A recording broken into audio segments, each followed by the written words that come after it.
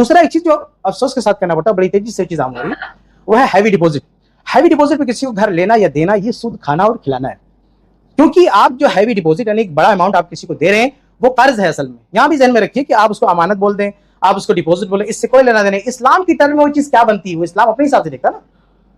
इस्लाम में कर्ज क्या है? किसी को आपने पैसा दिया जिसे वो इस्तेमाल कर रहा है, इसका नाम कर्ज है। और आपने किसी को पैसा दिया जिसे वो रख रहा है, वैसे ही आपको लौटा देगा, ये अमानत है।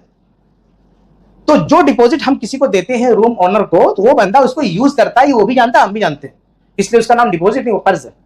अब आपने किसी को पैसा दिया अमानत तो डिपॉजिट जो चाहे बोल के, लेकिन उसने यूज किया, यूज करते ही उसका टाइटल चेंज हो गया, वो हो गया कर्ज। और जो कर्ज हो गया तो उस कर्ज पे आप बेनिफिट नहीं ले सकते, क्योंकि सूद की डिफिनेशन क्या है? कुल्लु कर्ज़िन जर्र मनफ़अतन फहुव रिबा। हर वो कर्ज जो आपको बेनिफिट दिला दे, फायदा दिला दे, वो सूद है। तो आपने 10 लाख किसी को दिया हैवी डिपॉजिट, अब उसके बदले में आप उसका घर इस्तेमाल कर रहे हैं, ये घर उसका है, इस पे 5, 10, 15 हजार किराया आता था, ये किराया आप नहीं दे रहे हैं, तो 15 हजार सूद है। यानी अपने उस 10 लाख पे ये सूद आप खा रहे हैं जो आपको देना चाहिए। यहाँ बहुत सारे बहाने लोग करते हैं कि यहाँ क्या बोल देते हैं, कहते हैं रहन है। दुनिया में कहीं कोई रहन नहीं लेता आजकल, हर आदमी रोता चिल्लाता है कि भाई पैसा लेके भाग गया। यहाँ रहन, रहन किसको बोलते हैं? रहन उसको बोलते हैं जिसपे आपका कब्जा हो जाए। पहली बात ये कि आपकी दी की रकम के मसावी हो, आपने 10 लाख दिया, 10 लाख की जगह हो, और उस पे 10 लाख की कोई चीज हो, और उस पे आप कब्जा कर सकते हो।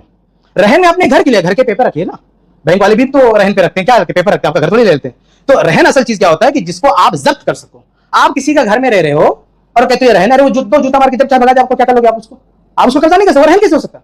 रहन कहते हैं वो चीज, जैसे जेवरात है हमारे पास, हमने रहन के तौर पर रखा, कल को हमारा पैसा नहीं देगा, जेवरात नहीं दूंगा, कब्जा कर लूंगा, ये रहन होता है। घर कैसे कब्जा कर पाओगे भाई किसी का?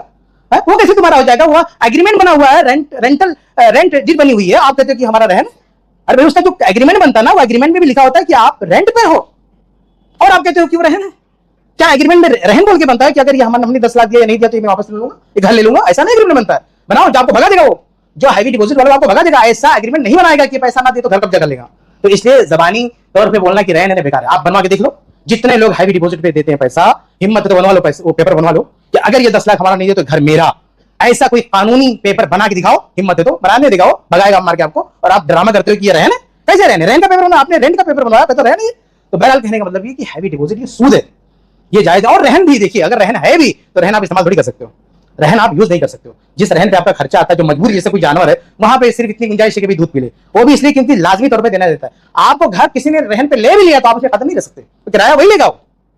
आप सिर्फ उसके पेपर जब्त कर सकते हो रहन के तौर पे, आप ये नहीं कि उसमें जाके घर पे फायदा उठाओ। रहन से घर से आप फायदा नहीं उठा सकते, बहुत कर सकते। रहन पे घर लेना है तो रहन पे लेना है घर, तो घर के पेपर कागजात आप अपने पास रख सकते हो, ना कि जाके बसेरा कर दो, पे रहना शुरू कर दो, इसकी गुंजाइश नहीं। ये रहने लगोगे तो सूद हो जाएगा। तो ये हमारे यहाँ जो घरों का मामला है रेंट पे लेने का, ये भी जो है सूद की किस्म में आता है।